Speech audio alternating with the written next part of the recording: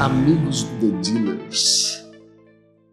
Mais uma vez a gente está aqui para contar uma história incrível com mais um episódio sobre a indústria de distribuição automotiva brasileira e do mundo, por que não falar assim? Sempre a gente tem convidados especiais, mas antes eu preciso que você siga a gente, pô. Curte aí, segue, compartilha no grupo dos amigos, da família, do futebol, das concessionárias, das montadoras, sei lá, o grupo que você tiver, ajuda a gente, porque a história é sempre sensacional. Então, você vai estar colaborando para quem receber essa mensagem, tá bom? Muito bom. Eu vou começar a ler aqui a biografia do nosso convidado ao contrário, tá? Então, eu vou falar o que ele faz hoje. Hoje ele é CEO da Revo e é conselheiro executivo e mentor de líderes empresariais através da Padovan Consulting. Eu já falei o nome dele, não devia ter falado, mas tudo bem. Ele tem uma história bem legal e a gente tem algumas coisas em comum, alguns amigos em comuns, porque ele é contrabaixista, né? Eu, há muito tempo atrás, era um pseudo-guitarrista. Né? Eu também sou pseudo-contrabaixista. Mas olha só, ele é formado em administração de empresas pela PUC, pós-graduado em gestão de negócios pela GV e foi ex-diretor de operações da Ford, vice-presidente da Volkswagen do Brasil, CEO da Jaguar Land Rover para a América Latina e Caribe, diretor-geral da Subaru e presidente da ABIFA, Associação Brasileira dos Fabricantes e Importadores de Veículos. Além de ele ter um trabalho voluntário muito legal com a Cruz Verde, Hospital Cruz Verde, que eu conheci muito porque era do lado da casa da minha mãe, a gente fazia muita doação para a Cruz Verde, é um trabalho lindo, muito legal e vale a pena ser destacado aqui. Flávio Padovan, muito obrigado por ter aceitado o convite para vir para o The Dealers. Prazer, Caporal. É um prazer enorme ter você aqui. Prazer enorme te rever e estar aqui com você também. Eu acompanho o seu programa, né? E o podcast aqui maravilhoso, só vem gente boa aqui, então eu me sinto bem aqui porque estou bem acompanhado. Né? Que legal.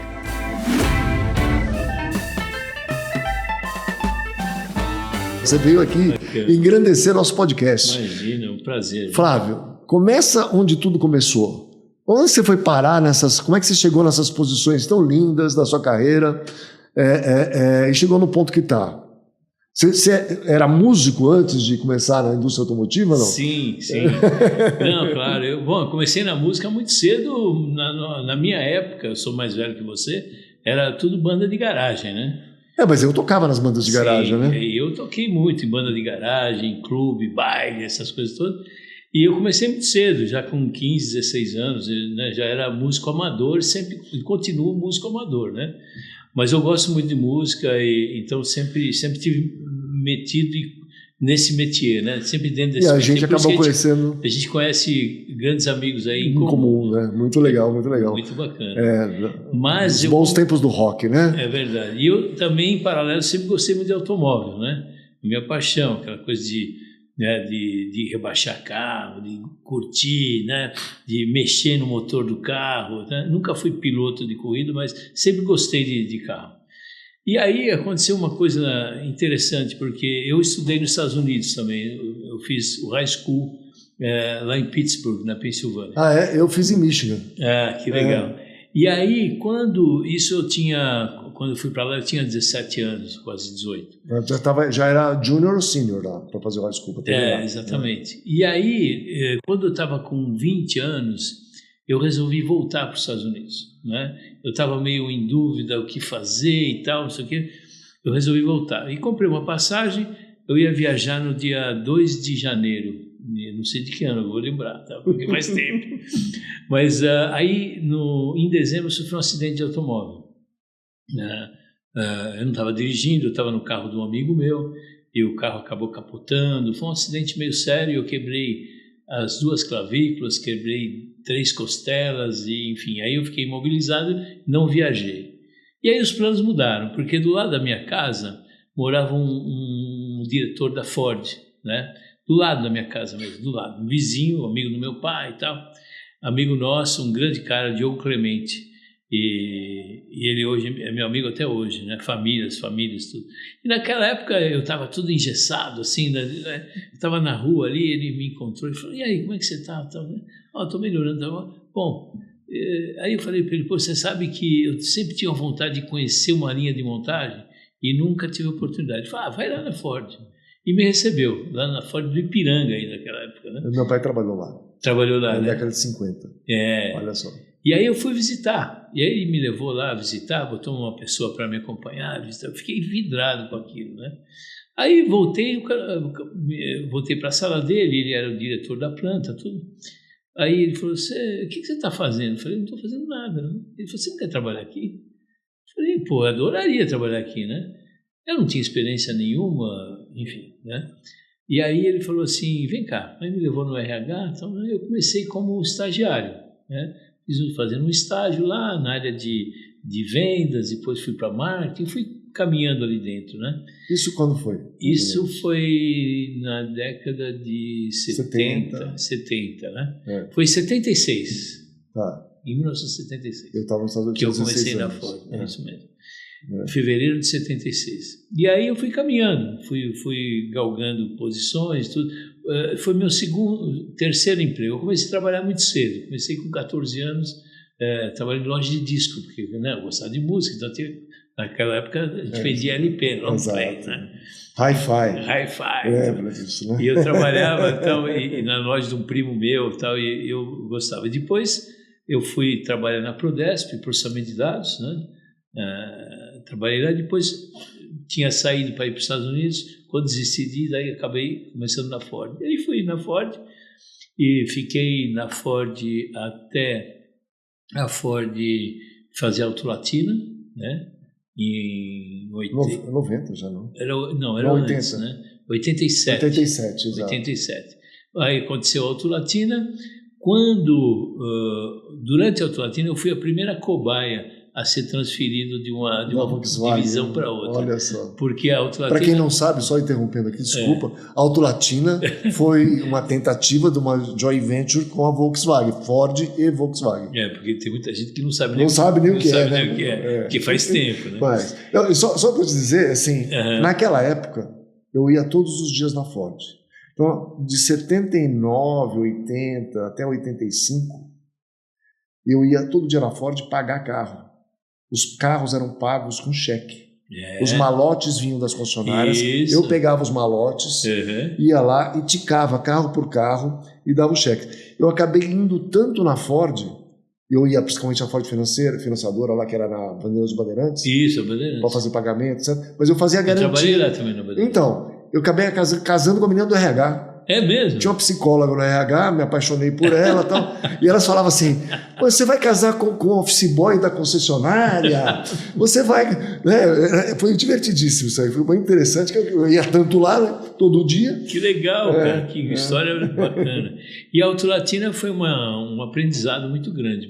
A autolatina, na época, a Ford e a Volkswagen se juntaram as operações, né? Áreas técnicas, engenharia, compras, manufatura, tudo que era operações, e separou as divisões de vendas, né? Então você tinha uma divisão Volkswagen e uma divisão Ford, que são áreas de vendas, marketing, serviço, tudo. E eu estava no marketing da Ford naquela época, né? E aí eu conheci o pessoal da Volkswagen, uma história interessante. Eu cuidava da área de picapes, F1000, Ranger e tal, né? Pampa, né? Pampa, E aí o presidente da Ford naquela época me chamou na sala dele e falou assim, olha, faz o seguinte, você tem uma missão, vai lá na Volkswagen, procura essa pessoa aqui, que nós vamos fazer uma picape Volkswagen. Eu Volkswagen nunca tinha tido uma picape. E uma empresa europeia, não tinha tradição nenhuma, né? Era muito americano isso. Né? Negócio de picape, sim. E aí ele me deu o nome de uma pessoa que chama-se Rainer Wolf, que era o diretor de marketing da Volkswagen. Aí eu falei, mas você tem certeza, né, disso aí, que eu vou ter que fazer isso mesmo? Foi uma coisa muito estranha para mim, né? Ele falou assim, era um americano, Bill Fike, o nome dele. Ele falou, não, cara, o menino, você não está entendendo? É isso, a tua missão, vai lá e faz o que eu estou falando, se vira, né? E aí eu liguei para a secretária do Rainer, combinei, fui lá, bom... Aí, conclusão, nós fomos para a Argentina, porque naquela época a Argentina produzia F100, né? E aí nós fomos ver, porque de pegar a picape da Argentina, fazer um badge Volkswagen, né? E vender aqui. E foi ali que começou os híbridos, né? Os carros híbridos, e vender aqui no Brasil. Bom, eu fui para lá com o time da Volkswagen, juntei com o pessoal da Ford lá da Argentina, só que não deu certo porque o produto não dava para o Brasil, era um motor muito fraco na época. Para a Argentina, plano ali, estava tudo certo, mas não funcionou para o Brasil. E eu fiz amizade com eles, né? E aí eles tinham uma vaga lá de gerente de marketing de caminhões, né? Aí o Rainer, esse alemão, me perguntou: você quer vir trabalhar aqui? Eu falei: olha, eu gostaria, né? Gostaria, é um desafio interessante. Aí eu ouvi a negociação interna lá e eu acabei indo, foi a primeira cobaia. Quando eu cheguei na Volkswagen, eu era o espião lá dentro, né? Os caras me olhavam assim: esse cara é espião, ele veio aqui para descobrir nossos planos. Mas você estava registrado aonde naquela época? Na Ford. Na Ford. Na Ford. E foi assumir uma posição na Volkswagen. Na Volkswagen, foi o primeiro que mudou de... Né? Porque mas continuava recebendo pela Ford. Então, não, já era Autolatina. Né? Era Autolatina, você recebeu pela Autolatina. Era Autolatina. Só que naquela época ainda não estava consolidada a empresa. Isso Imagino. foi em 90. Já tinha 2 anos de Autolatina, mas ainda não estava tudo consolidado, né? Então eu tive que me demitir da Ford e me readmitir na Volkswagen e depois virou Autolatina. Enfim, foi uma experiência excepcional, porque eu apanhei bastante lá. Não, e aqueles carros todos, sei lá, Verona... não consigo lembrar de outros aí. Logos, né? Logos e Verona, né? O Logos foi considerado o carro mais bonito da Volkswagen. Era um carro Ford. Pointer, exatamente. Então, mas Pointer não tinha na Ford similar, tinha? Não tinha. Era em cima mas do o Verona Sport. tinha, o Verona e Logos. Verona não era o Logos, era o Verona e o... Era o Santana? Não era Santana. O Verona era Ford. O Verona era Ford e tinha o... Eu esqueci agora qual Eu também, mas é que era uma confusão, que eram os mesmos carros. Santana era Volkswagen e Versailles era Ford. Versailles. Isso, o Santana é Versailles. Isso. Tinha o Verona e o... Bom, eu vou lembrar agora, mas enfim. Não era o Logos. Não era o Logos. O Logos era um carro único que foi feito em cima do Escort, mas para a Volkswagen. Era um hatchback, então um carro diferente. Mas enfim, foi uma experiência assim fantástica. O pessoal reclama hoje dos chineses que não dá para saber quem é quem, né? Tem um monte de marca. Você pega a Geely mesmo, né? Tem um monte de marca, não sei o que. Mas a gente já fez isso antes, né? Fizemos, são precursores disso. Já fizemos. Dessa confusão toda, né? Essa confusão toda. E foi interessantíssimo, né? E a gente entrava na área de design lá do estilo, né? Chamava-se estilo, né? Da Volkswagen, onde se desenvolvia todas as grades novas e tal. E no caso da picape, o time que foi para... Tinha um cara de design da Volkswagen que foi junto, o alemão, e lá ele já desenhou, ele pegou o desenho da F100 na época e já pôs lá grade Volkswagen, a bolacha Volkswagen, desenhou tudo. O plano era esse. Mas não tinha Saveiro, mas depois né? de Já tinha Saveiro? Já tinha. Já tinha Saveiro. Mas não tinha picape média, né? E depois disso nasceu a Amarok, né? A Amarok também nasceu pela experiência que a Ford passou para a Volkswagen, e a Volkswagen também já tinha uma associação com a Toyota, né? No desenvolvimento da picape Taro, né? Lá na Europa. Então tinha já eu voltei depois, porque tem uma história. A Autolatina acabou em 96. 96. Não, 96 eu fui para lá. 95 acabou e eu fui convidado para voltar para a Ford. Né? Voltei para a Ford como diretor de caminhões naquela época, né? E depois fiquei até 2006 e eu fui convidado pelo Thomas Schmal para ser o VP da Volkswagen, né? Voltei para a Volkswagen e lancei a Amarok. Então tem uma história interessante aí, né? Que legal, né?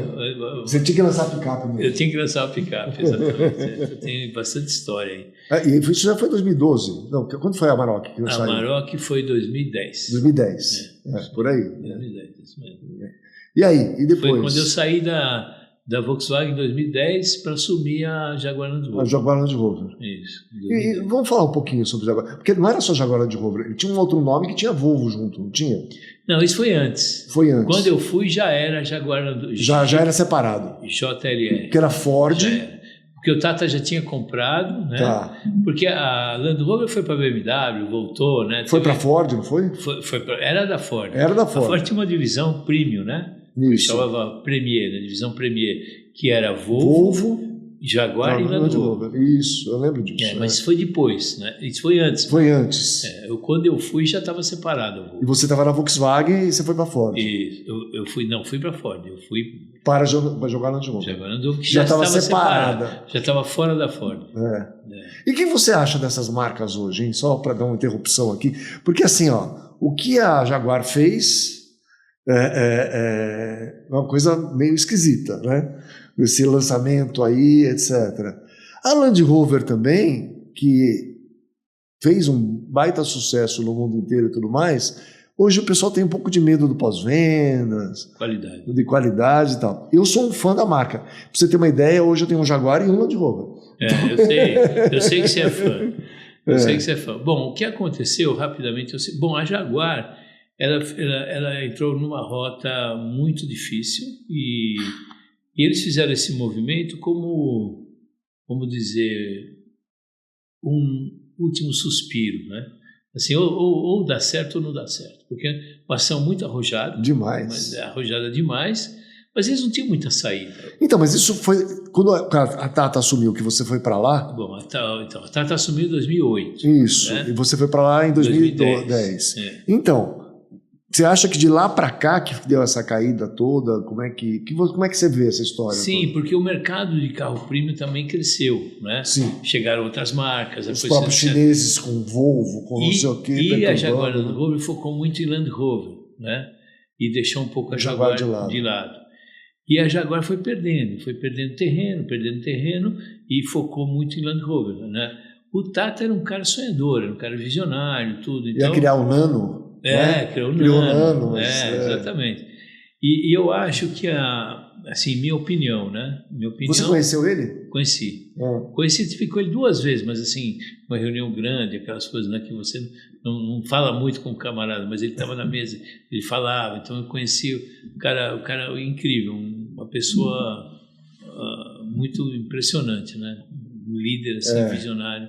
Visionário. Só que assim, e ele sofreu, quando ele comprou as 2 empresas, entrou numa crise global, né? Em 2008 ele entrou numa crise global, ele apanhou muito, perdeu muito dinheiro, tudo, depois foi recuperando. Então, ele é um cara que sempre manteve, e ele foi muito inteligente de não interferir na gestão. Ele deixou a gestão com o DNA inglês, né? Então, isso foi muito inteligente. A única coisa que eu acho é que a sobrevivência... Eram 2 ícones ingleses. 2 ícones ingleses. Ainda são, de certa forma, pela muito história. Regional, né? Muito regional. Eles não tinham incursão fora da Inglaterra, né? Era uma marca muito... Jaguar e Land Rover. Mas Land Rover nos Estados Unidos até que teve um... Não, mas venda, né? Venda. Estou dizendo assim, nunca teve fábrica fora da... A fábrica não. Como outras marcas tiveram. Sim. Então, assim, a primeira fábrica fora da Inglaterra foi no Brasil. Land Rover. Já tinha uma associação com a Chery na China, mas a primeira fora foi no Brasil, né? Agora, a minha opinião, assim, eu acho que a Jaguar Land Rover perdeu o timing de se juntar a alguém. Porque é muito difícil, né? Você não acha que ainda uma marca chinesa é capaz de se juntar com eles? Eu acho que sim. Eu acho que a marca é muito forte. É que nem aconteceu com o MG. Exato. Não é? A MG é uma marca inglesa, tradicional, tal, e é chinesa hoje. Hoje é chinesa. Volvo, de certa forma. Né? De certa forma também, está no mundo chinês. No mundo chinês. Eu acho que essa seria a saída, porque a Volvo deu um pulo depois que virou chinesa. Eu acho que o caminho será esse. Eu vejo que eles poderiam ter feito isso antes e salvado talvez a Jaguar, né? É que a Jaguar é um ícone inglês de uma forma assim, né? É muito forte. Mas só que como vai passando as gerações, vai perdendo aquela relação, né? Porque fica no passado, né? Exatamente. Fica muito no passado. E eles fizeram essa tentativa de falar, bom, ou vou fazer, ou vai ou racha, né? Aquela coisa de tentar. Go woke, get broke. Exatamente. É o pessoal que... Eu vi uma notícia da Fox News ontem falando exatamente isso. Go woke, get broke, que aconteceu com o Jaguar. É isso mesmo. E não deu certo. Eles mandaram 500 funcionários embora agora. Mandaram, essa semana. Então, não vai, é difícil. E a Land Rover, por sua vez, também, por ser uma empresa que não tem grande escala, sofre muito com custo. Né? E quando você aperta o fornecedor, você vai sofrer na qualidade lá na frente. Não tem por onde, né? Então, eles estão sofrendo muito com qualidade, com pós-venda. Há muitos anos, nos Estados Unidos, a imagem da Land Rover é muito ruim por causa do pós-vendas, né? Mas é um carro excepcional, né? Uma baita de uma empresa, uma marca espetacular. Espetacular. Cara, quando eu fui para lá, era um sonho, né? Porque eu fui para lá e logo depois eu lancei a Evoque, cara. A Evoque é um case mundial, né? Uma coisa inacreditável. Eu me lembro muito bem. A Evoque era um projeto brasileiro? Não, inglês.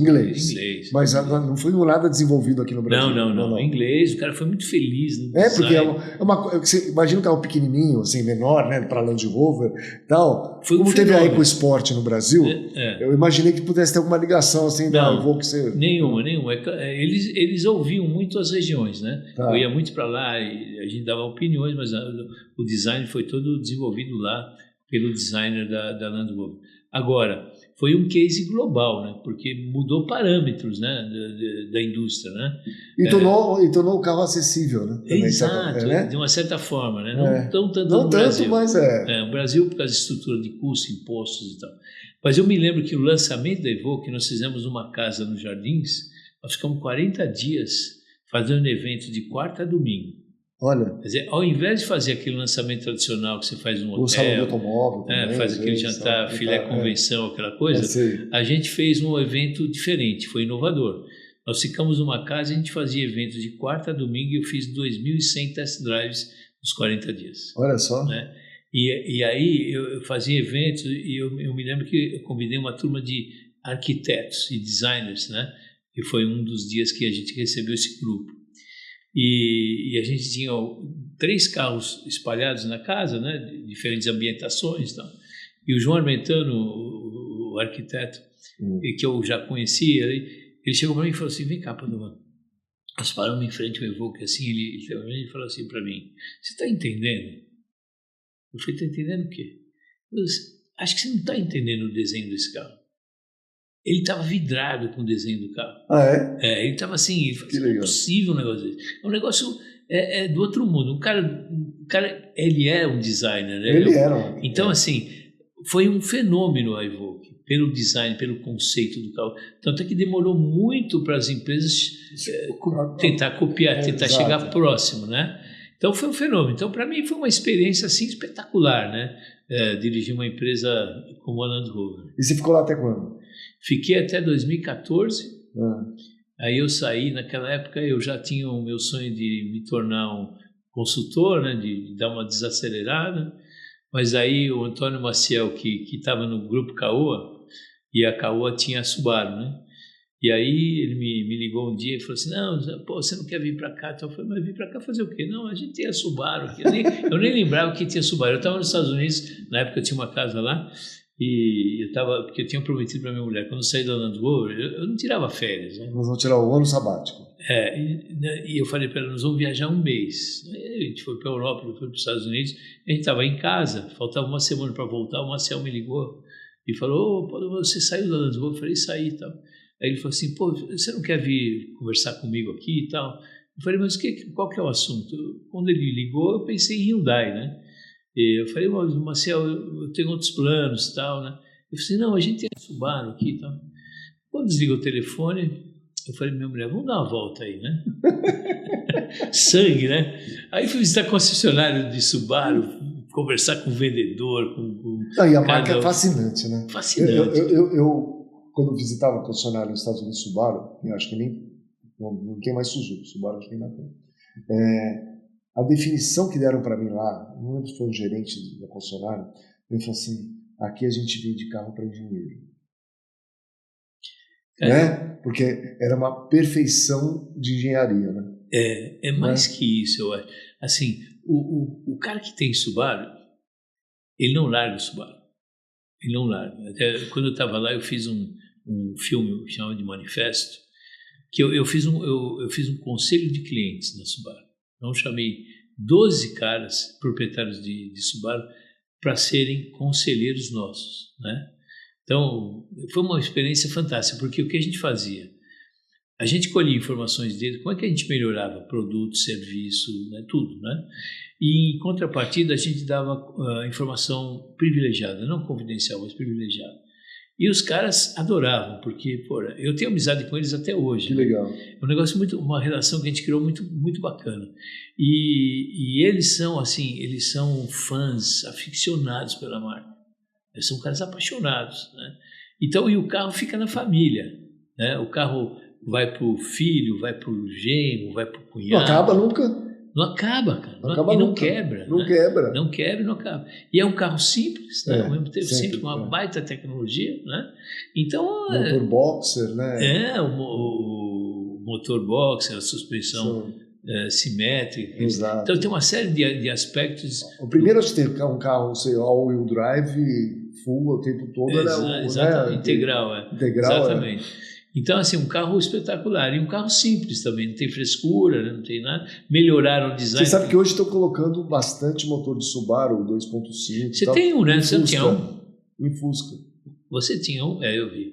Não, Você então, tinha um Subaru? Tinha? Não. Ah, não. Eu tinha Fusca.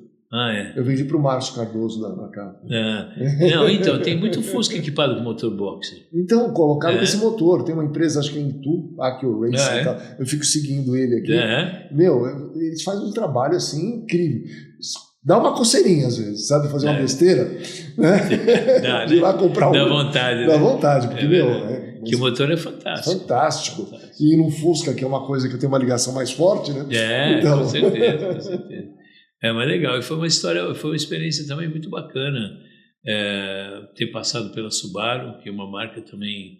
E esse vídeo ele mostrava, né, essa relação, chamava Subaru Driver, né, a gente deu esse nome de Subaru Driver, essa relação do proprietário com a marca e com o produto, né? É uma coisa impressionante. E por que você acha que não decolou? Porque em lugar nenhum, né? Só no Japão, né? A Subaru é uma empresa muito regional, né? Tá. E eles... os japoneses, normalmente, os orientais, eles têm não vou falar dificuldade, mas eles são muito cuidadosos, né? Em expansão e tal. Mas aí você pega um cara que não é nada cuidadoso, que não era o doutor... Ele não era cuidadoso. Ele fez milagre com a Tucson, com a Hyundai. Só que Subaru não era o core business para ele, né? Ele sempre teve Hyundai como principal, depois quando entrou a Chery, né? Então, assim... a Subaru era um acessório. Entendeu? Eu lembro que teve uma campanha de pagar 30% de depreciação em um ano, que ele fazia um cheque. Foi antes de eu chegar lá. Foi. Que não deu muito certo isso, né? Não deu nada certo. Mas você falou assim, se a Subaru era muito conservadora, muito assim, ele pegou um representante no Brasil que era o contrário. Era o contrário, mas os japoneses não acreditavam. Quando eu cheguei lá, a Subaru vendia, se eu não me engano, eram 40, 50 carros por mês. É muito pouco. Muito pouco. Aí eu cheguei, falei, Marcel, eu vou fazer um plano aqui, vou desenvolver um plano estratégico e tal, e vou para o Japão para vender essa história para os japoneses. Claro. Né? E fiz um plano e tal. E aí, a primeira coisa, eu fiz uma videoconferência com os japoneses e expliquei para eles. Falei assim, olha, a gente vende aqui 50 carros, meu plano é vender 150 em um ano, né? Então, eu preciso da ajuda de vocês para mandar mais carro, porque eles sempre tiveram a produção controlada, né? Normalmente, Toyota, Honda tem isso também, tem isso, são bem enxutos, né? E aí o camarada me ouviu, mas ele sempre me perguntava, como é que você vai fazer isso? Como é que você vai triplicar, né? E eu explicava, eu falei assim, vou crescer rede, vou trabalhar na estratégia de preço, usado, eu expliquei tudo como é que eu ia fazer, né? E aí, mas ele sempre perguntava, como é que você vai fazer isso? Eu entendi como é que eles pensavam. Porque então eles foram soltando a corda devagarinho. Eles foram soltando. E eu fui cumprindo com o que eu prometi. Aí eles passaram a acreditar na gente. E aí? E aí eles eram. E quando eu saí de lá, a gente vendia 150 carros por mês. Que legal. Em 2 anos. Então, assim... Hoje não tem mais. Ou tem ainda? Tem concessionária Subaru, sim, tem. Tem uma concessionária de São Paulo. E eu vi que estava oferecendo Forester 2024. Mas parece que vai acabar, infelizmente. Não, porque não está chegando mais carro. Não eu tá vi eles oferecendo Forester 2024 ou 23, sei lá, alguma coisa assim que estava no estoque. E é um puta carro, eu tenho um e fiquei com ele, né? Ah, com Forester? Não, eu tinha um que era meu de uso lá, que eu fiquei, depois eu vendi. Tem o Tribica? Não, eu tinha um Forester. Um Forester. E aí era um XT Turbo, então um carro fantástico. Blindado, você nem sentia que era blindado. Depois que eu já tinha saído, eu vendi esse carro e comprei esse modelo novo, já híbrido, né? Que é um carro diferente. Ele tem um entre-eixo maior, é um carro maior, é um Forester novo. É um puta carro, espetacular, espetacular. Mas assim... hoje, infelizmente, está minguando, né? Está minguando por quê? Porque depois da morte do doutor também, perdeu... O doutor gostava muito de Subaru, né? Ele devia ter um legacy, né? Com certeza. Então, assim... Ele tinha o Gênesis também, que eu vi o Gênesis dele. O Gênesis era e o baita carro, hein? O Gênesis, espetacular. Eu aluguei nos Estados Unidos. Espetáculo. Que carro espetacular. Eu já dei nunca. Espetacular. Enfim...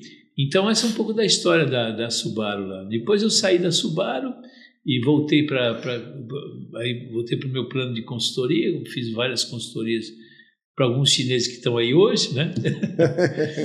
E fui seu conselheiro também. Foi o conselheiro do Autoavaliar. Autoavaliar. E aí eu tive um convite da Mitsubishi para fazer um trabalho para eles, para HPE, para o Eduardo, para o Mauro e tal. Fiquei lá de final de 2022 até final de 23. O Mauro já estava lá? Não, então, eu fiz um trabalho para eles... Porque foi a saída do Robert, mais ou menos, não foi? Então, eu comecei a fazer um trabalho para eles em dezembro de 22, o Mauro não estava ainda. Isso. Estava lá o Reinaldo Muratori, e eles estavam... O Robert estava lá ainda. O Mauro chegou em abril, mas eu fiz esse trabalho e terminei em março.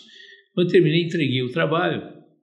E aí o Mauro assumiu em abril, ele viu o trabalho que eu fiz, e a gente era amigo, né? A gente trabalhou juntos também, ele me chamou lá, você que fez esse estudo e tal. Eu falei, eu estou chegando agora, você não quer me ajudar aqui? Preciso fazer um monte de coisa aqui. Eu falei, não, legal, eu fiz um contrato com eles e fiquei. Quando foi em outubro de 23, eu recebi um contato de um empresário brasileiro, que tinha a empresa Revo, que eu estou... hoje. Você vai ter que explicar o que a Revo faz, né? Vou explicar. Aí ele veio e falou assim, olha, nós temos essa empresa, e a gente teve uma indicação de você, a gente quer que você venha para ser o CEO, para fazer o turnaround da empresa. A empresa tem uma série de dificuldades financeiras, dívidas e problema de mercado e tal. Então, eu falei, olha, um desafio, hein? Um desafio enorme. E aí para quem queria aposentar, né? Você vê? Então, né? Aí eu não queria, eu falei para ele, não quero, nesse momento eu vou continuar aqui como consultor. Tá bom, né? Tá bom, mas a gente gosta de confusão, né?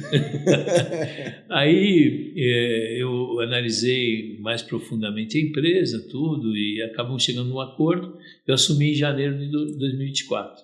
A empresa, o que nós fazemos? Nós temos 2 fábricas, uma em Sorocaba e uma em Tatuí. A gente faz adaptação veicular. O que a gente faz?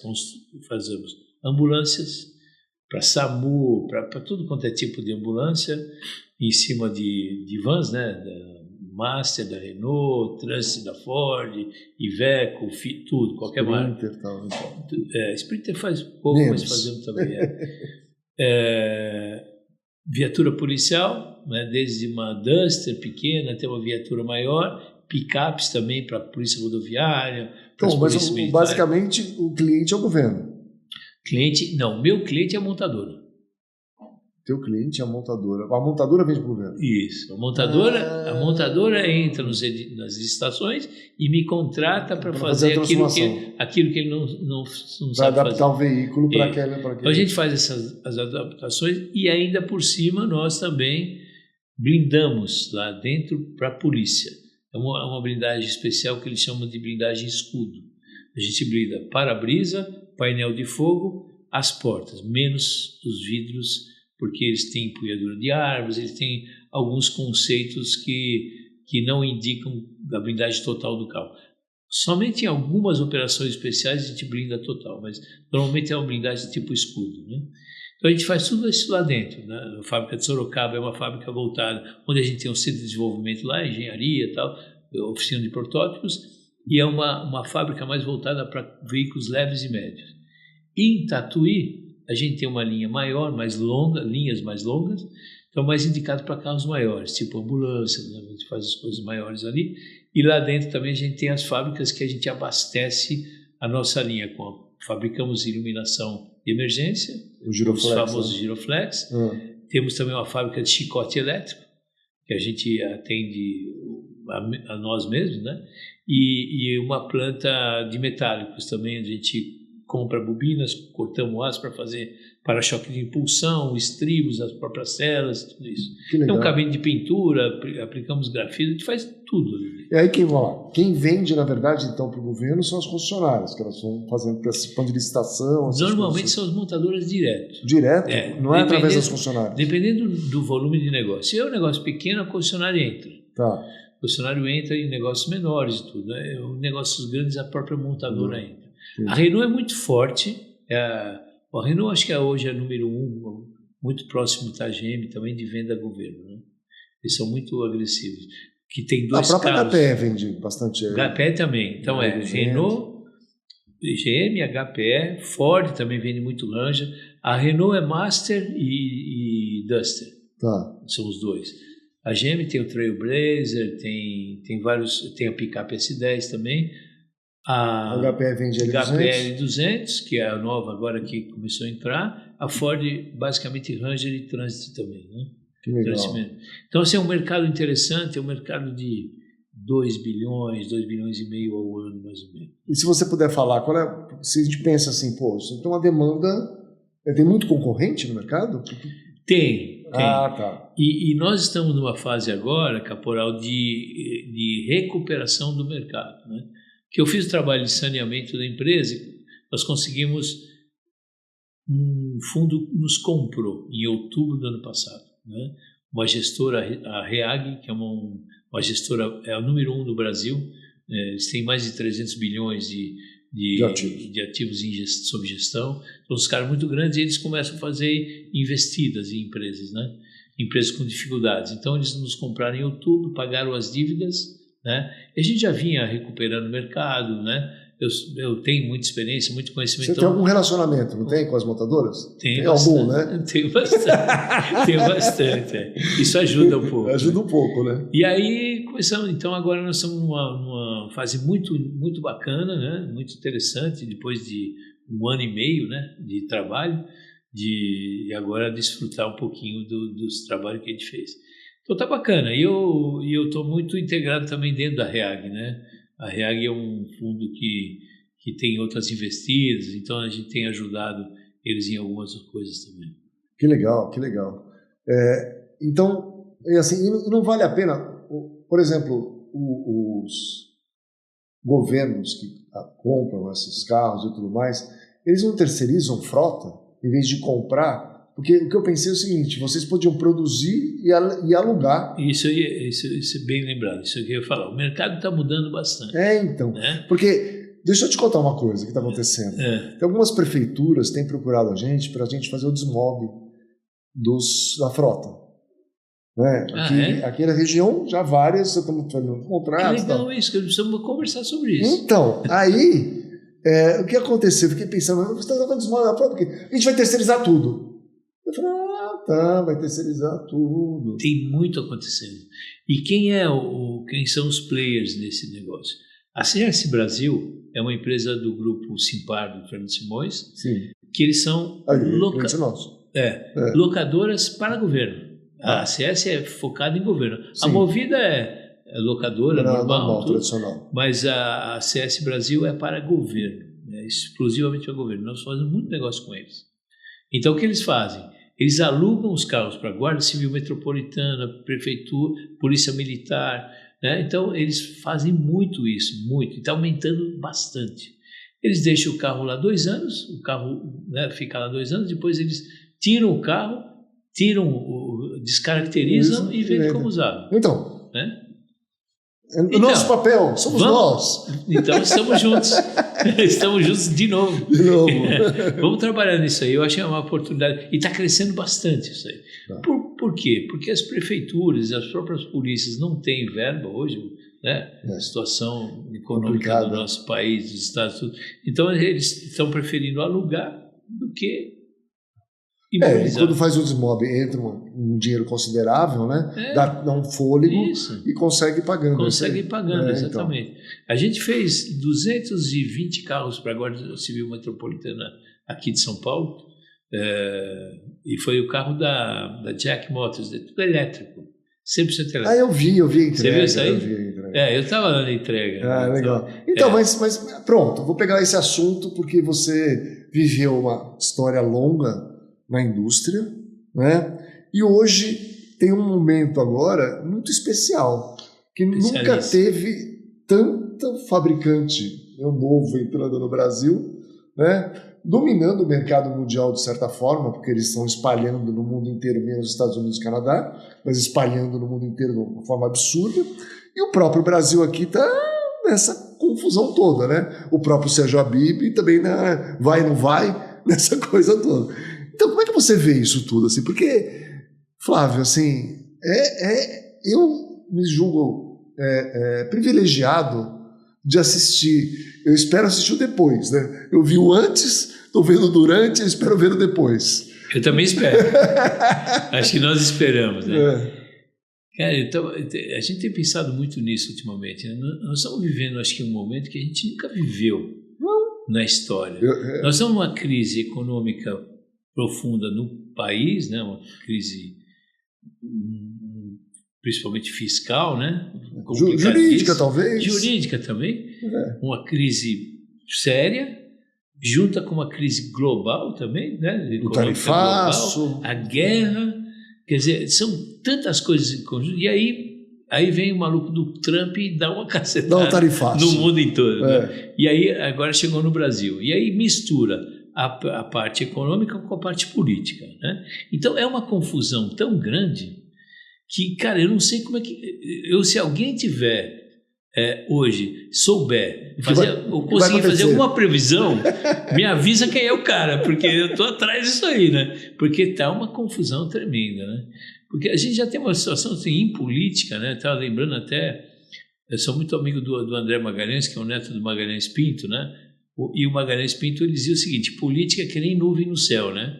Hoje ela está aqui, daqui a pouco você olha, ela já está ali, né? Então é assim. Agora, uma crise desse tamanho, com tantos elementos diferentes, acho que a gente nunca passou, né? Então, você foi presidente dos importadores, né? Sim, a BEIFA. A BEIFA. Então, é assim, vamos lá. A Anfávia estabeleceu, junto com o governo, né, fez um lobby, conseguiu tarifas para os chineses, progredindo até 35% aí, até julho do ano que vem. Parece que não afetou em nada, parece que não mudou nada. Os caras estão trazendo carro, abrindo fábrica. E você acha que você teria que ter mais um tarifaço brasileiro, assim, agora vai para 100%? Cara, porque não para isso. Como é que o pessoal vai se virar? Com todo o respeito aos dirigentes atuais, né? Eu sou do tempo, né, que a Anfávia, que a FenaBrave tinham muito mais força, né? Porque se você olhar a importância do setor, 4% do PIB, 4, 5% do PIB, e do PIB da indústria 25%, é importante pra caramba, é grande pra caramba, né? E você tem toda a parte de varejo ainda envolvida nisso, toda a rede, né? Então, assim, eu me lembro que esses dirigentes eram respeitados. A gente ia para Brasília, a gente era ouvido, né? Hoje, cara, não mas pode ser um momento desse governo aí, talvez. Porque tem uma ligação com a China. Já era assim com o Bolsonaro, já era assim com o Temer, depois com o Bolsonaro. Eu acho que a gente perdeu algumas coisas, né, ao longo do caminho aí, mas enfim. Não quero entrar nessa seara, que é uma seara meio complicada. Mas assim, o que eu vejo é que o mundo mudou muito, né?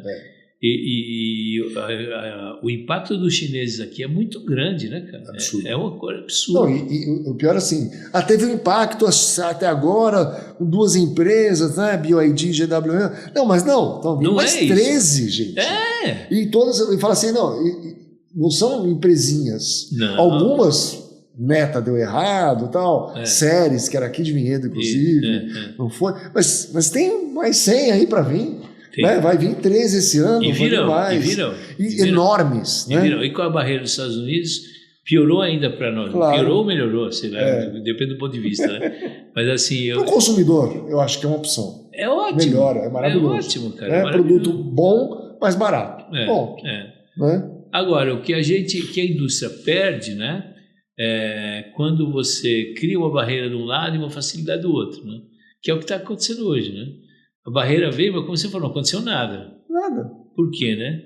Porque os caras estão fingindo de fabricar também, né? Então não é bem assim. Então, inaugurou a fábrica, não fabricou nada. Tá bom. Com todo respeito aos meus amigos. Tal. Claro, mas é do jogo. É do jogo. Verdade? Então, tem que ter fábrica, tá? Então vamos ter. Então, vamos fazer, né? O que é permitido é permitido. Exato. Certo? Então, agora, vai mudar muito esse cenário ainda, né? Os chineses vão fazer muito estrago ainda, né? Muito, mas parece que o pessoal está... E a qualidade dos carros, meu amigo, melhorou muito. Então, você pega as marcas tradicionais, que ainda vendem bem no Brasil, vendem bem. Né? A própria Volkswagen, Fiat, a GM teve os solavancos aí, mas vai voltar, tem um monte de produto novo, tá tudo lindo. Parece que estão blindados. A sensação que eu tenho, eu converso com muito concessionário, está vendendo demais, está tudo ótimo. E tá bom.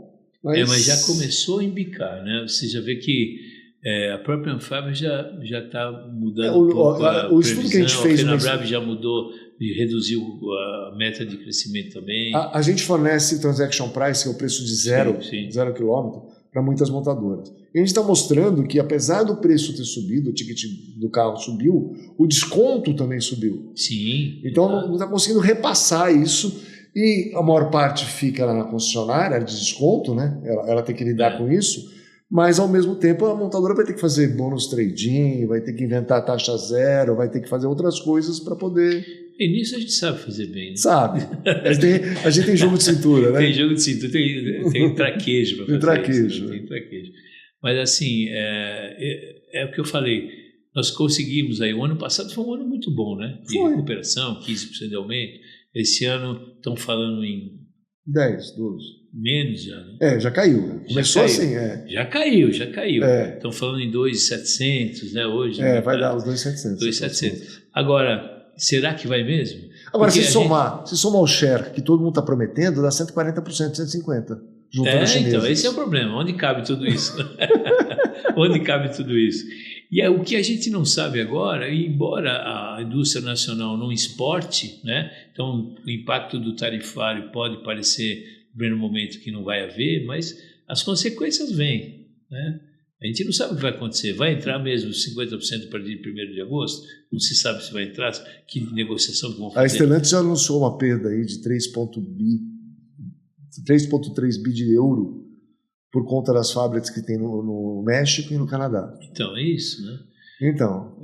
A Toyota vai sofrer a fábrica de motores aqui que exporta também para os Estados Unidos, né?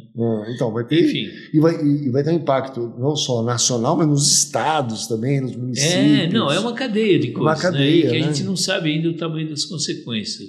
Porque, como eu falei, tem uma crise econômica junto com uma crise política e uma briga insana, né? Você pega Trump, Lula, Bolsonaro, é uma coisa ridícula, né? Não dá para entender muito.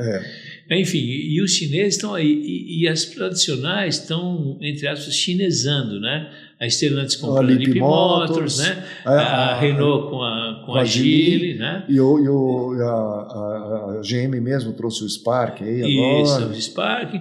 Então, assim, isso vai mudar muito, né? Vai mudar muito. E os chineses se prepararam bem para isso, né? Eles entraram na onda dos elétricos porque era um caminho mais curto para eles, mais fácil. E estão se dando super bem, porque os carros são bons, cara. Não, eu tive algumas montadoras chinesas lá, né? E fui com um empresário local que queria importar. Assim, isso há 15 anos atrás, 12 anos atrás. E aí eu lembro muito bem que a gente foi na Geely fui na Great Wall também, mas eu fui na Geli, sentamos lá, uma boa conversa, foi muito bom, tal. Aí ele fez assim pra gente, falou assim, olha, a gente não vai através de importador, nós vamos nós mesmos. Nós estamos nos preparando para ir a gente mesmo. Então, todos eles estão assim.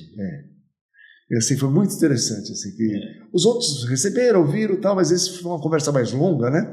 E foi explicando como é que ia fazer, etc. Confesso para você que na época eu não acreditei. Ué, há 15 anos atrás, 12 anos atrás, você chegava no aeroporto da China, não tinha um carro chinês de estacionamento.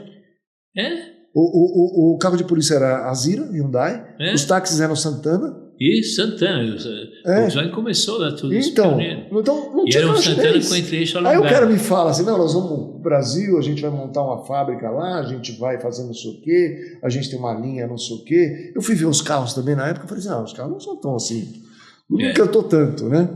E você vê essa transformação que eles aprenderam muito, eles investiram muito em R&D, né, em desenvolvimento e pesquisa, e mais que todo mundo, pelo jeito, e aprenderam a fazer carro. A sensação que eu tenho é assim, eles aprenderam a fazer carro.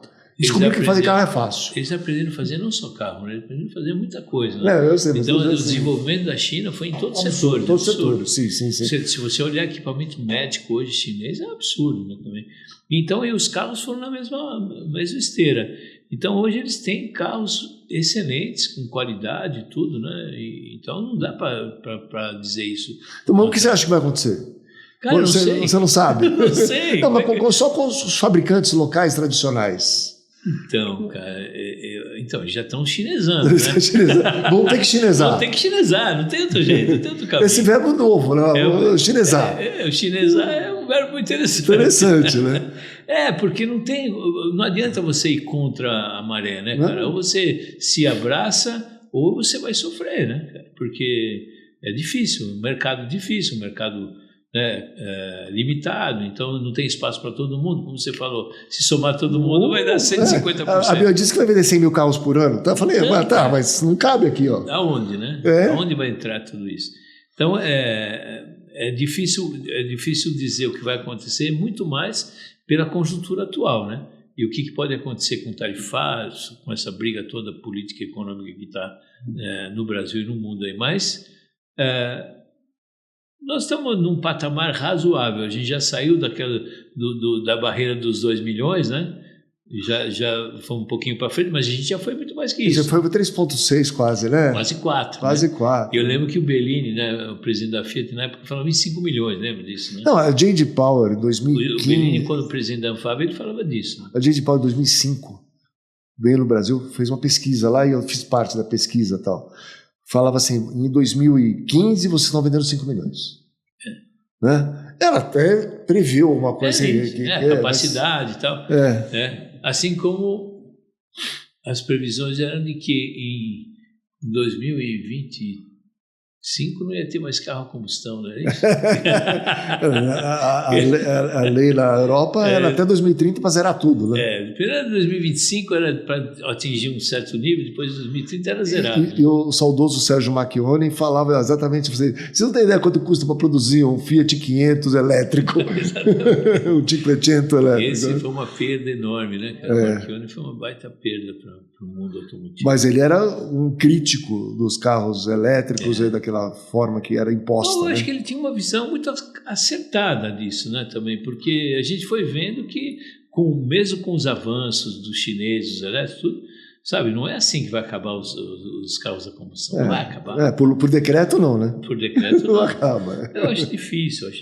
O Brasil vai caminhar aí com os híbridos ainda no tempo, o elétrico vem devagar, né, a gente precisa de infraestrutura, precisa de um monte de coisa. Mas vamos avançar. Agora a grande questão é como e com que velocidade. Né? Muito bom, muito bom.